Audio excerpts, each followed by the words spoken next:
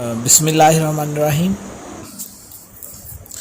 आज का जो हमारा लेक्चर है ऑपरेशनल रिसर्च का लेक्चर है और जिसके अंदर हम आज सिंपलेक्स मेथड के बारे में पढ़ेंगे कि किसी भी सिस्टम ऑफ इक्वेशन को मिनिमाइज या मैक्सिमाइज बाय सिंपलेक्स मेथड कैसे करते हैं। तो सबसे पहले हम इस क्वेश्चन को सॉल्व करने से पहले देख लेते हैं कि इसके स्टेप कौन कौन से स्टेप्स हैं जो हमें करने पड़ेंगे इस क्वेश्चन के अंदर, यानी कि इस सिंपलेक्स मेथड से किसी इक्वेशन को सॉल्व करने के लिए कौन से ऐसे मेथड्स हैं या कौन से ऐसे स्टेप्स हैं जिनको हमें करना पड़ेगा तरतीब वाइज। तो मैं यहाँ पे थोड़े मेंशन कर देता हूँ कि कौन कौन से वो स्टेप्स होते हैं। तो सबसे पहले बेटे जो स्टेप वन होता है, स्टेप वन क्या होता है कि हम सिस्टम को स्टैंडर्ड फॉर्म में लिखते हैं बाय एडिंग और सब्ट्रैक्टिंग द स्लैक्स वेरिएबल। सबसे पहले हम लिखेंगे right the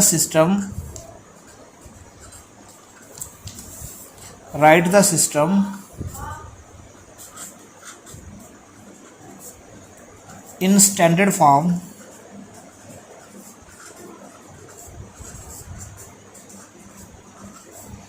by adding or subtracting slacks variable।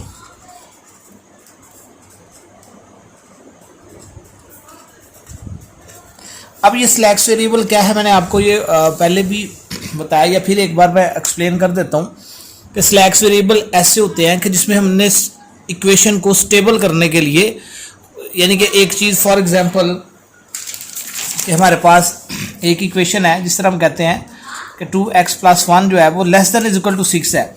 तो इसका मतलब है ये वाली जो साइड है ये लेस है 6 से, इसका मतलब है इसके अंदर मैं कोई चीज़ ऐड करूँगा तो फिर ये 6 के इक्वल होगी। यानी कि इस चीज़ में जो कमी है, यानी कि किस वजह से ये वाली साइड छोटी है, उस कमी को पूरा करने के लिए एक वेरिएबल ऐड किया जाता है जिसको स्लैक वेरिएबल कहा जाता है। ठीक है, तो कोई भी इनइक्वालिटी को इक्वालिटी में चेंज करने के लिए जो वेरिएबल हम ऐड करते हैं उसे स्लैक वेरिएबल कहा जाता है। जिस तरह मैंने अभी एग्जांपल दी कि ये साइड अगर 6 से छोटी है तो उसका ये मतलब है इसमें कुछ कमी है, इसलिए ये 6 से छोटी है। तो हमने क्या किया, इसके अंदर कोई चीज़ ऐड कर दी ताकि ये भी 6 के इक्वल हो जाए। तो वो वेरिएबल जो हमने ऐड किया तो ये 6 के इक्वल हो जाए, ऐड होने के बाद उस वेरिएबल को स्लैक वेरिएबल कहते हैं। नंबर 1 ये है पहला स्टेप बेटे, मैंने आप लोगों को बता दिया कि पहला स्टेप होता है कि सबसे पहले हम क्या करते हैं कि सिस्टम को स्टैंडर्ड फॉर्म में लिखते हैं। ठीक है जी। स्टेप नंबर 2 क्या होता है, step number 2 we write the system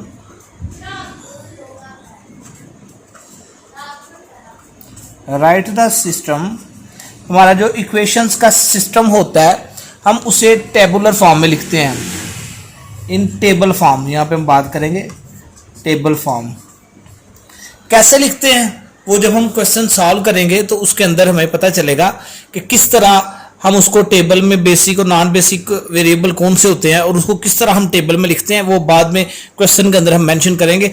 अभी आप स्टेप वाइज याद रखेंगे। सबसे पहला जो स्टेप है वो ये है कि हम सिस्टम को, जो इक्वेशंस का हमें सिस्टम दिया होता है उसको स्टैंडर्ड फॉर्म में लिखते हैं स्लैक वेरिएबल को ऐड या सब्ट्रैक्ट करके।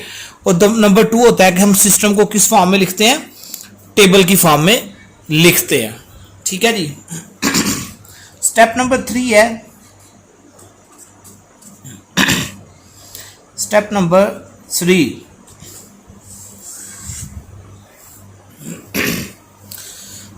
ये है, अच्छा, जो किसी भी सिस्टम के अंदर जो x1 x2 x3 जो गिवन होते हैं, x1 x2 x3, इनको नॉन बेसिक वेरिएबल कहा जाता है। तो सबसे पहले हम क्या करते हैं, स्टेप 3 के अंदर हम क्या करते हैं, पुट करते हैं, यानी कि x1 x2 x3 up to so on, यानी कि ये जो नॉन बेसिक होते हैं, non basic variable equal to 0, ये स्टेप भी आप लोगों ने ऐड कर लेना है। Non basic is equal to 0, ठीक है जी। 0 ऐड करके हम स्लैक्स की वैल्यूज निकालते हैं।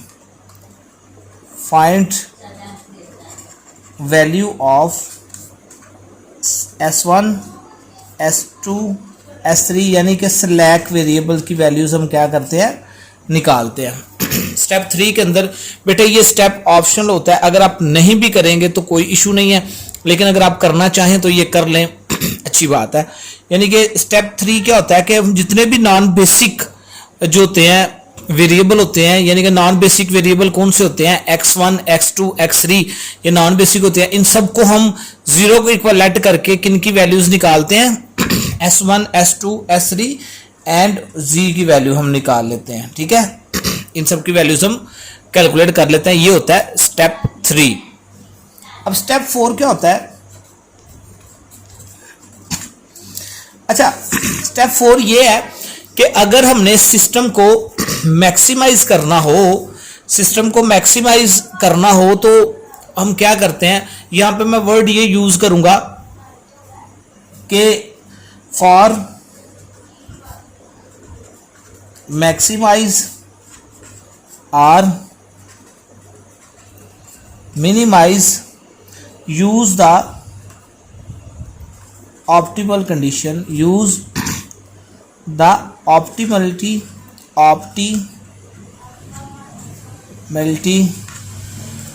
condition to find entering variable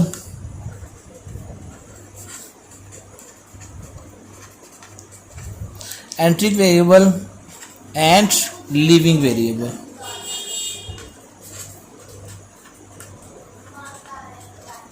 अब देखें ये जब क्वेश्चन स्टार्ट करेंगे तो उसके अंदर हम देखेंगे कि स्टेप 4 क्या होता है कि अगर हमने सिस्टम को मैक्सिमाइज करना हो तो जो नॉन बेसिक रो होती है, अगर सिस्टम को मैक्सिमाइज करना है तो उसमें से हमने उसमें तमाम टर्म्स हमने पॉजिटिव बनानी होती हैं, यानी कि हमने नेगेटिव टर्म्स को खत्म करना होता है।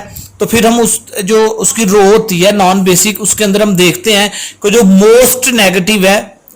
मोस्ट नेगेटिव जो नंबर होता है वहां से हम ऑप्टिमलिटी कंडीशन को यूज करते हैं। वो ऑप्टिमलिटी कंडीशंस क्या हैं, जब हम क्वेश्चन आगे करेंगे तो उसमें मैं बताऊंगा कि वो कंडीशंस क्या होती हैं।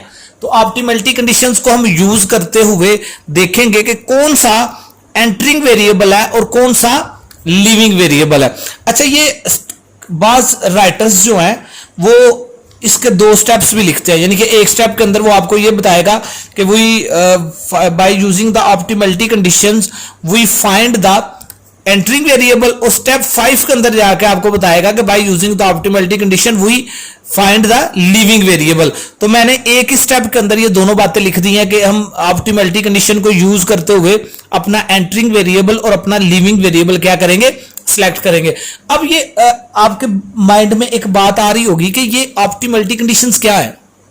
तो ये हमारी वो रिक्वायरमेंट्स को ऑप्टिमलिटी कंडीशंस कहता है कि हमें सिस्टम को मैक्सिमाइज करने के लिए क्या करना पड़ेगा, किन किन चीजों का ख्याल रखना पड़ेगा, जो कि हम क्वेश्चन के अंदर अपने क्वेश्चन की नोयत को देखते हुए करेंगे, उनको ऑप्टिमलिटी कंडीशंस कहता है। जिस तरह मैंने कहा कि अगर मैक्सिमाइज करना है तो हमने फर्स्ट जो रो है उसके अंदर से नेगेटिव साइन को खत्म करना, तो ये नेगेटिव साइन को खत्म करने का नाम ऑप्टिमलिटी कंडीशंस है। और किस तरह करना है, उन सारी बातों का ख्याल जो रखना, उन सारी बातों को किस तरह करना है, ये ऑप्टिमलिटी कंडीशंस है, ठीक है जी।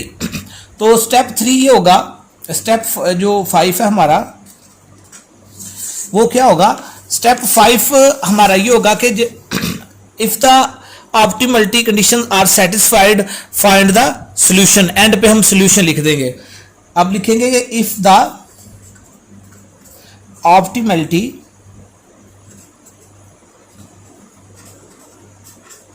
कंडीशंस आर सेटिस्फाइड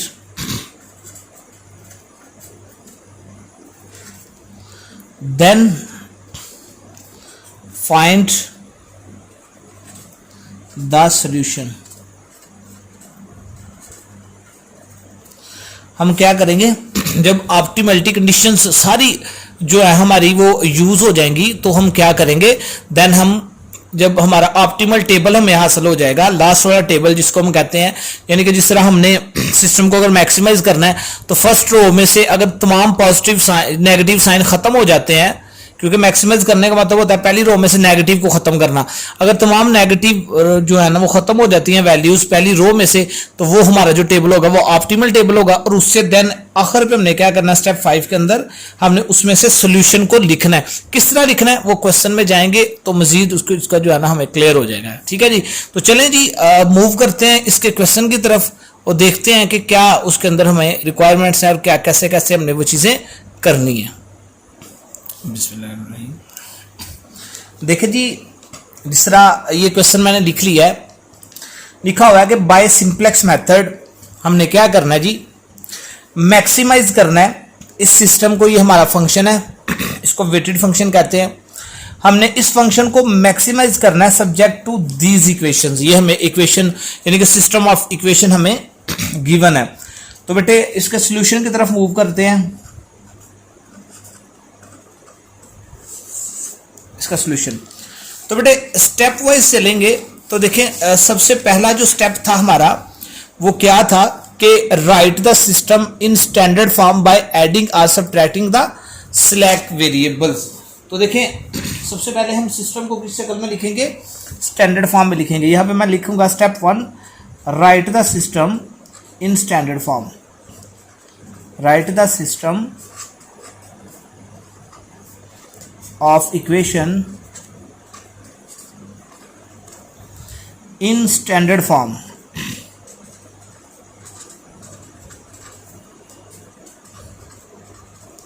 के सबसे पहले हम सिस्टम को स्टैंडर्ड फॉर्म में लिखेंगे जिसका स्टेप 1। अब स्टैंडर्ड फॉर्म में कैसे लिखना है, देखिए सबसे पहले जी है ना जिसको हमने मैक्सिमाइज करना है।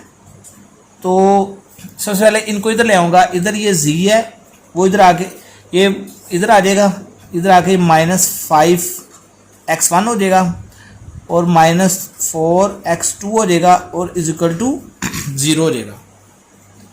ठीक है जी।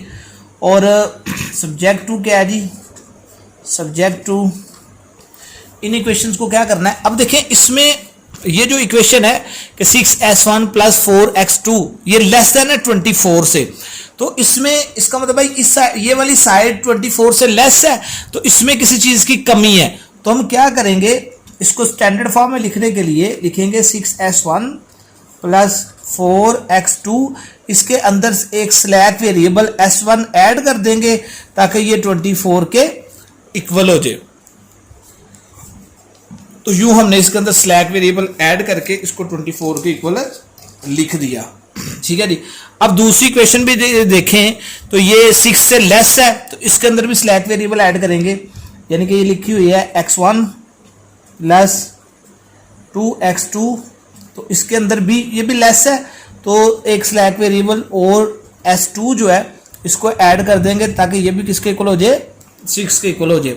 अब ये थर्ड इक्वेशन देखें, ये इक्वेशन भी 1 से लेस है, तो इसका मतलब है इसमें किसी चीज की कमी है, तो उस कमी को पूरा करने के लिए इसके अंदर हम ऐड कर देंगे स्लैक वेरिएबल, यानी कि -x1 + x2 s3 इसके अंदर ऐड कर देंगे, तो ये इज इक्वल टू क्या हो जाएगी 1। तो ये फोर्थ इक्वेशन है। ये भी देखें x2 जो है छोटा है जो है ना 2 से, तो इसका मतलब है इसमें भी कमी है किसी चीज की, तो स्लैक वेरिएबल s4 जो है इसके अंदर ऐड कर देंगे ताकि ये भी किसके इक्वल हो जाए, 2 के इक्वल हो जाए। तो ये तो बेटा लास्ट पे कंडीशन उसने दी हुई है कि ये सारे क्या हैं, पॉजिटिव है। तो अब यहां पे हम इसी तरह बात करेंगे, हेयर यहां पे हम बता देंगे कि s1 s2 s3 and s4 are slack variables. ये स्लैक्स वेरिएबल मैंने आपको बता दिया कि किसी भी इक्वेशन को इक्वलाइज करने के लिए, इनइक्वालिटी को खत्म करने के लिए ऐड या सब्ट्रैक्ट किया जाता है, यानी कि अगर एक साइड छोटी है तो उसमें स्लैक वेरिएबल ऐड किया जाता है, अगर बड़ी है तो उसमें से स्लैक वेरिएबल को माइनस किया जाता है।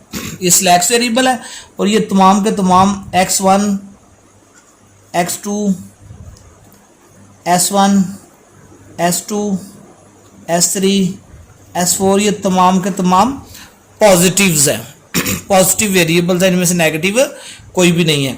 तो बेटे स्टेप 1 हमारा कंप्लीट हो चुका है कि स्टेप 1 के अंदर हमने यही करना था कि हमने सिस्टम को स्टैंडर्ड फॉर्म में लिखना था। ठीक है जी। अच्छा जी, अब बात करते हैं स्टेप 2 की। तो स्टेप 2 क्या था हमारे पास, write the system in table form. हमने क्या करना है, अब स्टेप 2 के अंदर हमने पूरी जो हमारे पास ये इक्वेशंस हमने लिखी हैं पीछे, ये स्टैंडर्ड फॉर्म में जो इक्वेशंस लिखी हैं, अब इनको हमने टेबल की फॉर्म में लिखना है। तो यही हमारा स्टेप 2 था। तो इसको हमने क्या, इसको करना है हमने टेबल की फॉर्म में लिखना है। तो टेबल की फॉर्म में लिखते हैं जी। देखें जी, इसको हमने टेबल की फॉर्म में लिख लिया, टेबल हमने अपना रेडी कर लिया है। टेबल रेडी कैसे करते हैं, सबसे पहले बेटा हमने यहाँ पे बेसिक लिखना है। बेसिक के बाद इस साइड पे हम तमाम वेरिएबल्स लिखते हैं, यानी कि ऊपर ये नॉन बेसिक रो इसको कहते हैं, ये बेसिक है और ये नॉन बेसिक है। तो सबसे पहले x1 x2 लिखेंगे, ठीक है। अगर x3 होता वो भी लिखना था। जो ही ये नॉन बेसिक वेरिएबल खत्म हो जाए, साथ हम ये स्लैक्स वेरिएबल को लिखते थे जितने भी हो। और इस साइड पे हमेशा बेटा z आएगा, और सिंपलेक्स मेथड की बात कर रहा हूं, और z के नीचे सिर्फ स्लैक्स वेरिएबल आएंगे। तो अब देखिए, ये सबसे पहले z है ना, तो z वाली हम इक्वेशन यहाँ पे लिखेंगे। जिस तरह देखिए इस सिस्टम के अंदर z की जो वैल्यूज है वो लिखनी है हमने, ये z। तो z में x1 के साथ क्या है, -5 है, तो वो यहाँ पे लिखा जाएगा, ये -5 आएगा इधर। फिर z के अंदर x2 के साथ क्या है जी, देखें x2 के साथ -4 है, तो x2 के साथ क्या आएगा जी, इधर -4 आएगा। जबकि स्लैक्स वेरिएबल सारे इसमें 0 है, ये भी 0 आ जाएगा, ये भी 0, ये भी 0, ये भी 0, क्योंकि इसमें कोई भी स्लैक्स वेरिएबल ऐड नहीं हो रहा जी वाली के अंदर। और इज इक्वल टू किसके आएगा बेटा, सोल्यूशन में इसका क्या आएगा, 0 आएगा। अब ये जो रेशो है ना, ये एक एक्स्ट्रा हमारे पास कॉलम होता है जिसको हमने ऑप्टिमलिटी कंडीशंस के लिए इस्तेमाल करते हैं। इसका कोई अमल दखल नहीं है, ये समझ लें कि एक आपका रफ तौर पे आप इसको यूज कर सकते हैं इस टेबल को। ठीक है जी। अब देखें S1 की रो आ गई है, तो S1 किस इक्वेशन के अंदर है, इस इक्वेशन के अंदर है। तो इसमें देखें x1 के साथ 6 है, तो x1 के नीचे से क्या आ जाएगा, यहाँ पे 6 आ जाएगा। और x2 के साथ क्या है जी, x2 के साथ 4 है, 4 आ जाएगा। x2 के साथ क्या आ जाएगा जी, 4, तो 4 आ गया। और इसमें S1 शामिल है, S1 के साथ 1 है, तो यहाँ पे क्या आ जाएगा जी, 1 आ जाएगा। जबकि S2 इसमें 0 है, S3 भी इसमें 0 है, और S4 भी इसमें 0 है। और ये इज इक्वल टू किसके है जी, इज इक्वल टू किसके है, 24 के। तो ये आ जाएगा इज इक्वल टू 24। तो इसी तरह बेटा बाकी S2 और S3 की भी आपने ये लिख लेनी है। तो ये आपके पास आ जाएगी, S2 की आपके पास आ जाएगी 1 2, इसका आ जाएगा 1 2 0। इसमें S2 है तो S2 की वैल्यू आएगी 1, बाकी टर्म्स आपके पास 0 0 आ जाएगी। और ये इक्वल टू किसके है जी, 6 के है। सिमिलरली S3 की जो वैल्यूज है वो आपके पास आ जाएंगी -1 और फिर 1, और इसके अंदर x1 भी 0, S2 भी 0, S3 की वैल्यू वो हो जाएगी 1, ये भी 0, और ये इज इक्वल टू किसके है जी, 1 के। फिर S4 की वैल्यूज लिखेंगे, वो आएगी 0 1, फिर 0 0 0, और S4 1 आ जाएगा, और इज इक्वल टू क्या आ जाएगा जी, 2 आ जाएगा। ये हमने क्या किया, टेबल को लिख लिया कि इक्वेशन के लिहाज से किस तरह लिखा वो हमने देख लिया। ठीक है जी। अब बेटे यहाँ पे मैं एक बात बताता चलूँ आपको कि स्टेप 2 जो है हमारा वो कंप्लीट हो चुका है। अब इसमें हम देखेंगे यहाँ पे कि हमारा ये स्टेप 3 तो ये है कि हम नॉन बेसिक को 0 के इक्वल रखेंगे, 0 के इक्वल रखेंगे और वहाँ से स्लैक्स वेरिएबल की वैल्यू निकाल लेंगे। तो उसके लिए यहीं पे मैं पहले देख लेता हूँ हमने सिस्टम को क्या करना है, मैक्सिमाइज करना है। तो मैक्सिमाइज करने का ये मतलब होता है कि ये जो पहली रो है, पहली जो रो है हमारी, इसके अंदर से नेगेटिव साइंस को क्या करना है, खत्म करना है। हमने नेगेटिव साइंस को खत्म करना है। ऑप्टिमलिटी कंडीशंस ये होती हैं। तो नेगेटिव साइन को खत्म करने के लिए हम देखेंगे मोस्ट नेगेटिव डिजिट कौन सा है यहाँ पे। तो मोस्ट नेगेटिव जो है ना यहाँ पे हमारा जो डिजिट है। अब कुछ यहाँ पे मैं आपको बात बताता चलूँ कि ये स्टेप करने से पहले ही हम अपना एंटरिंग वेरिएबल एंटरिंग वेरिएबल और लीविंग वेरिएबल क्या करते हैं, सिलेक्ट करते हैं। यहाँ पे एक थोड़ी सी मैं आपको बताता चलूँ कि आप कैसे करें कि इसको अगर आप 4 स्टेप कर लें और इसको आप इसको 3 स्टेप कर लें, इसको 4 स्टेप कर लें तो ये ज़्यादा बेहतर है। अगर ऐसे भी कर लेंगे तो कोई इशू नहीं है, बात वही है, ठीक है ना बेटे। लेकिन आपको मजीद क्लियर करने के लिए आप ऐसे कर लें कि पहले देखें हम क्या करेंगे, अपना एंटरिंग वेरिएबल और लिविंग वेरिएबल सेलेक्ट करेंगे और बाद में ये वाला सोल्यूशन लिखेंगे कि जो हमने नॉन बेसिक को 0 के बराबर रखना होता है और ये हमने इसका सोल्यूशन निकालना होता है। S1 S2 S3 के वैल्यू हम बाद में निकालेंगे, पहले हम ये वाला स्टेप करेंगे। स्टेप हम चेंज कर लेते हैं थोड़ा सा, इसको 3 रख लेते हैं और इसको 4 रख लेते हैं, ठीक है बेटे। तो देखें स्टेप 2 था, टेबल की फॉर्म में लिख दिया। स्टेप जो 3 है वो इसको आप देखें कि हमने क्या करना है कि मैक्सिमम के लिए और मिनिमम करने के लिए हमने क्या करना है, अपना एंटरिंग वेरिएबल और लिविंग वेरिएबल को क्या करना है, यहाँ पे सिलेक्ट करना है।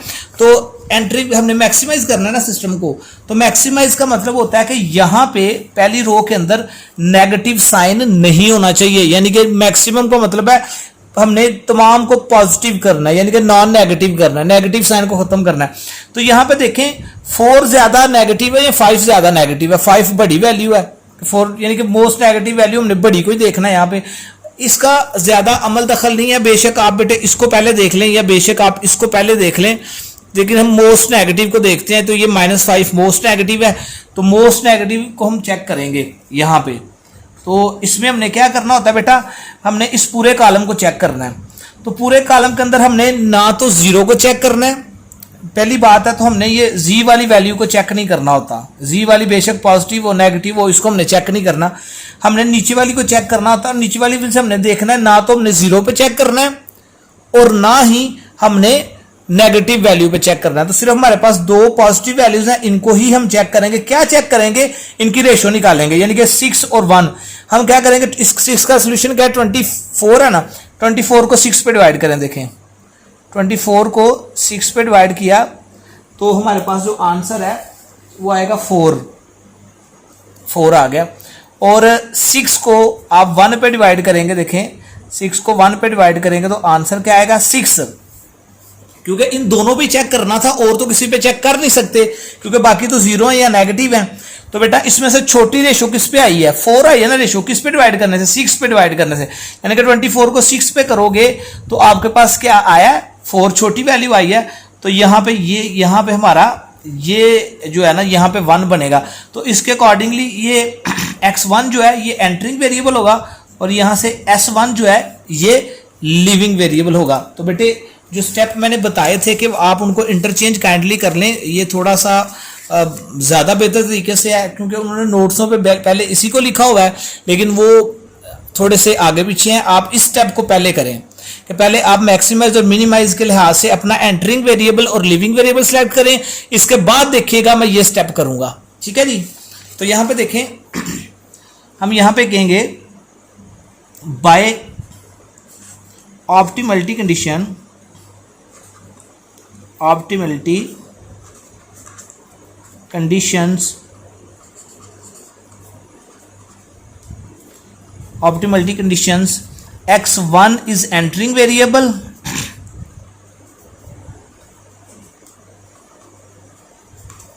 entering variable,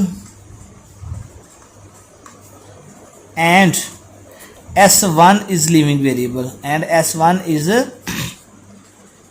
leaving variable। तो बेटा देखें हमने ऑप्टिमलिटी कंडीशन से ये फाइंड कर लिया कि कौन सा एंटरिंग वेरिएबल है और कौन सा लिविंग वेरिएबल है। तो बेटा देखें ये हमने सेलेक्ट कर लिया। इसके बाद यहाँ पे ये एक बार ही हमने करना होता है कि फॉर नॉन बेसिक सोल्यूशन मैं करूँगा, यहाँ पे फॉर नॉन बेसिक सोल्यूशन आप यहाँ पे कहना है, फॉर स्टेप जो 4 है वो करने लगूँ, for non basic solution put non basic variable कितने हैं, x1 और x2 हैं, सिर्फ x वाले नॉन बेसिक होते हैं, x1 and x2 is equal to 0, यानी कि इन दोनों को हमने किसके एक बार रख लेना है, 0 को रख लेना है। देखिए बेटा इन दोनों को हमने अगर 0 के बराबर रख लिया तो यहाँ पे इसका मतलब ये है कि x1 भी 0 के बराबर रख लिया x2 भी 0 के बराबर रख लिया, तो ये तो खत्म हो गए। तो देखो s1 की वैल्यू हमारे पास क्या आ गई 24, यानी कि हमारे पास s1 की वैल्यू क्या आ गई, यानी कि इसको रखने के बाद हम लिख सकते हैं कि s1 किसके बराबर आ गया 24, और s2 की वैल्यू देखें स्लैक्स वेरिएबल, s2 की वैल्यू क्या आ गई 6 आ गई उसके कॉरस्पॉन्डिंग, और s3 1 के अकॉर्डिंग 1 आया, तो s3 की वैल्यू क्या आ गई हमारे पास 1 आ गई, और ये s4 किसके बराबर आ गया, s4 की वैल्यू हमारे पास 2 आ गई। एंड और z की वैल्यू भी मैंने कहा था निकालनी है, तो z की वैल्यू देखेंगे हमारे पास क्या आ गई है 0। ये हमारे पास नॉन बेसिक सोल्यूशन आ जाता है अगर हम इन वैल्यूज को क्या करें, यानी कि नॉन बेसिक को अगर हम 0 पुट कर लें। तो देखिए बेटे यहां से हमने, अब हम दोबारा अपने उसी प्रोसीजर की तरफ चलते हैं कि हमने यहाँ पे देखा था ये एंटरिंग वेरिएबल है और ये लीविंग वेरिएबल है। अब हमने क्या करना है, रो एंड कॉलम ऑपरेशन लगा के ये जो 6 है इसकी जगह 1 बनाना है, और इसके ऊपर भी 0 और इसके नीचे भी क्या बनाने हैं 0 बनाना है। तो जिस तरह बेटा मैट्रिसेस के अंदर आप करते हो कि रो कॉलम ऑपरेशन लगाते हो, यहाँ पे पहले 1 बनाएंगे, फिर उसको 5 से मल्टीप्लाई करके इसमें जमा कर दो, इधर 0 बन जाएगा, फिर उसको इसके अंदर माइनस कर दो, इधर 0 बन जाएगा, इसमें जमा कर दो 0 बन जाएगा, यानी कि उसके ऊपर नीचे हमने क्या करने हैं 0 बनाने हैं। तो देखते हैं कि वो कैसे करते हैं। मैं डायरेक्ट लिख रहा हूं बेटे, ये स्टेप्स जो है ना इतने अगर हम लेंथी करने बैठेंगे तो ये क्वेश्चन बहुत ज्यादा लेंथी हो जाएगा। इसलिए बेटे रो एंड कॉलम ऑपरेशन आप लोगों को पता है कि पूरी रो को पूरी रो में से माइनस कैसे किया जाता है, डिटर्मिनेंट्स के अंदर आपने ये पढ़ा हुआ है और आपको आता भी है, ठीक है जी। तो नेक्स्ट इसका जो टेबल है मैं इसकी जगह 1 बनाऊंगा और इसके ऊपर नीचे क्या बनाऊंगा 0 बनाऊंगा, ठीक है जी। देखिए जी जो नेक्स्ट टेबल है इसको हम कैसे बनाएंगे, तो यहाँ पे देखें हमारे पास जो यहाँ पे मैंने बताया था कि जो x1 है वो एंटर होगा और s1 जो है ये लीव करेगा। तो यहाँ से जब हम नया टेबल बनाएंगे तो ये ऊपर वाली जो वैल्यूज है ये एज इट इज लिखेंगे, जबकि यहाँ पे s1 लीव कर गया तो इसकी जगह पे क्या आ जाएगा x1 आ जाएगा। तो देखें ये z ऐसे ही, तो इसकी जगह x1 एंटर कर गया तो x1 इधर आ जाएगा, ठीक है, और बाकी ये ऐसे रहेंगे s2 and s3 and s4। तो अब बेटे हमने क्या करना है, इसकी जगह 1 बनाना है और इसके ऊपर नीचे क्या होने चाहिए 0 होने चाहिए। तो देखें जी हमने क्या किया है, मैंने ये रो एंड कॉलम ऑपरेशन के जरिए यहाँ पे एस जो 6 है 6 की जगह पे मैंने 1 बना दिया है और उसके ऊपर और नीचे मैंने सारे क्या बना दिए हैं 0 बना दिए हैं। तो यहाँ पे देखें अब जो नॉन बेसिक रो है हम सिस्टम को मैक्सिमाइज कर रहे थे, तो हमने ये नॉन बेसिक यानी कि पहली रो में से नेगेटिव साइन को खत्म करना है। तो देखें सारा खत्म हो गया, सिर्फ इसके साथ नेगेटिव रह गया। तो अब हम इसको चेक करेंगे कि ये यहाँ से ये एंटर होगा और देखते हैं लीव कौन सा करेगा। तो देखिएगा इसके अंदर हमने इस कॉलम के अंदर चेक करना है, तो पहले को तो नेगेटिव को तो चेक करना ही नहीं है, वैसे भी जी वाले को हम चेक नहीं करते। तो ये तमाम वैल्यूज क्या हैं पॉजिटिव हैं, तो सब पर हम क्या करेंगे इसको चेक करेंगे रेशियो किस पे छोटी आती है, तो वो हमारा क्या होगा आंसर होगा। तो देखें सबसे पहले इस पे चेक करते हैं। तो 4 को अगर आप इस पे डिवाइड करें, यानी कि 4 को आप इस पे डिवाइड करेंगे तो आपके पास जो रेशियो आएगी बेटे वो आएगी 6। इसको तो हमने चेक ही नहीं ना करना, तो ये रेशियो आपके पास 6 आएगी। अगर आप 2 को 4/3 पर डिवाइड करेंगे तो आपके पास 3/2 आ जाएगी, ठीक है जी 3/2 आ जाएगी। और अगर आप 5 को 5/3 से डिवाइड करेंगे तो आपके पास रेशियो 3 आ जाएगी। और अगर आप 2 को डिवाइड करेंगे 1 पे तो क्या आएगी रेशियो 2 आएगी। अब आपने इसमें से देखना है कि सबसे छोटी रेशियो कौन सी है। तो देखा जाए ये 6 3 ये 2 तो ये 1 पॉइंट समथिंग आएगी, तो ये सबसे छोटी रेशियो है। तो इसके अकॉर्डिंगली हमारा इस कॉलम के अंदर कौन सा एलिमेंट है, ये एलिमेंट बनता है। तो यहाँ पे देखिए x2 जो है ये एंटर करेगा, तो इसके अकॉर्डिंगली ये S2 जो है ये यहाँ से लीव करेगा। तो उसी तरह बेटे यहाँ पे देखें अब यहाँ पे हमारा x2 जो है ये एंटर करेगा और इसके अकॉर्डिंगली जो S2 है वो वहाँ से क्या करेगा लीव करेगा। तो अब फिर लिखेंगे by optimality conditions, by optimality conditions, optimality conditions x2 is entering variable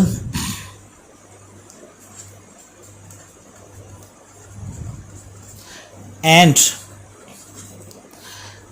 S2 is leaving variable, leaving variable. यहाँ से हमें पता चल गया कि जो x2 था ये एंटरिंग वेरिएबल है और S2 क्या है, लिविंग वेरिएबल है। अब बेटे हम उसी तरह हम रो एंड कॉलम ऑपरेशन से इसकी जगह नेक्स्ट टेबल के अंदर मैं इसकी जगह 1 बनाऊंगा और इसके ऊपर जहां ऊपर भी सारे 0 होने चाहिए और नीचे भी सारे क्या होने चाहिए, 0 होने चाहिए। तो अगले टेबल में मैं क्या करने लगूं, यहां पे 1 बनाने लगूं और इसके ऊपर भी 0 और इसके नीचे भी 0 by row and column operation से। तो इसमें बेटे देखें यहाँ से मैं एक बात बताता चलूँ कि नेक्स्ट टेबल के अंदर हमारा जो x2 है ये एंटर हो जाएगा और S2 जो है ये लीव कर जाएगा। तो अगले टेबल के अंदर इस S2 की जगह पे क्या लिखा जाएगा, ये x2 लिखा जाएगा। तो ये देखें ये एंटर करके x2 की जगह पे क्या आ गया, x2 आ गया और S2 जो है वो लीव कर गया, इसकी जगह x2 आ गया। ठीक है जी। तो अब क्या करने लगूं, मैं फिर बताता चलूं कि यहाँ पे इस एलिमेंट की जगह मैं 1 बनाने लगूं by row and column operation से और इसके ऊपर भी 0 और इसके नीचे भी 0, इसकी जगह 1 बनेगा, इसके ऊपर भी 0 इसके नीचे भी 0 बनेंगे। देखते हैं जी नेक्स्ट टेबल।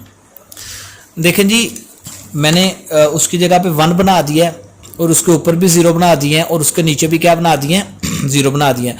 तो बेटा नेक्स्ट स्टेप क्या है कि हमने सिस्टम को मैक्सिमाइज कर रहे हैं। मैक्सिमाइज का मतलब होता है जो पहली रो है इसके अंदर कोई भी साइन, मैक्सिमाइज करने का मतलब होता है कि नेगेटिव खत्म करने हैं, हमने मैक्सिमाइज करना है यानी कि पॉजिटिव करने हैं सारे। तो देखें पहली रो के अंदर तमाम के तमाम नेगेटिव साइंस खत्म हो गए हैं, इसलिए कोई भी यहाँ पे अब एंटरिंग वेरिएबल और लिविंग वेरिएबल नहीं होगा और ये एक ऑप्टिमल टेबल है। तो आप कहेंगे hence no coefficient of non basic variable is 0 is negative। आप कहेंगे since no coefficient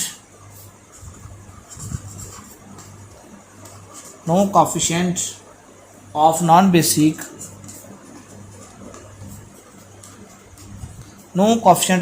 basic variable, non basic variable का कोई भी जो कोफिशिएंट है इन 0 इज नेगेटिव, कोई भी नेगेटिव नहीं है यानी कि तमाम नेगेटिव खत्म हो गए हैं। Hence the last table is optimal table यानी कि जो लास्ट टेबल होगा बेटे ये क्या हो जाएगा, ऑप्टिमल टेबल हो जाएगा। तो देखे बेटे हमने ये 3 स्टेप था, ये 4 किया है। ठीक है, इसको हमने 4 कह दिया था, ये 4 है और जबकि इसको हमने कह दिया था ये 3 स्टेप है। ठीक है, तो देखें ये हमने जो लास्ट स्टेप है 5, ये भी हमने 2 स्टेप कर लिए।